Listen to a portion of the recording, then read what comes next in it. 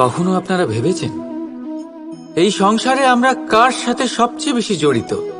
আপনারা কেউ বলবেন মাতা পিতা, কেউ বলবেন মিত্র, কেউ বলবেন স্ত্রী, আর কেউ বলবেন সন্তান। কিন্তু না, যদি এই সংসারে কারোর সাথে আমরা জড়িত থাকি তাহলে তা সময়। সময়ই আমাদের অতীত, সময়ই আমাদের বর্তমান, আর সময়ই আমাদের ভবিষ্যৎ। আর আমরা কি করি?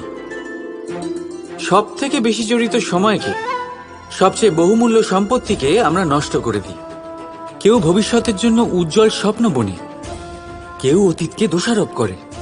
কিন্তু একটু ভেবে দেখুন, আপনার অতীতকে আপনি ভাবনা চিন্তা করে বদলে দিতে পারবেন না।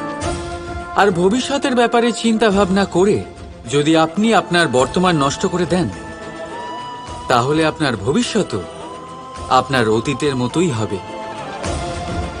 এই জন্য আজকের ব্যাপারে ভাবুন, সেটাকে উজ্জ্বল করে তুলুন। আপনার অতীত আর আপনার ভবিষ্যৎ নিজেই উজ্জ্বল হয়ে যাবে।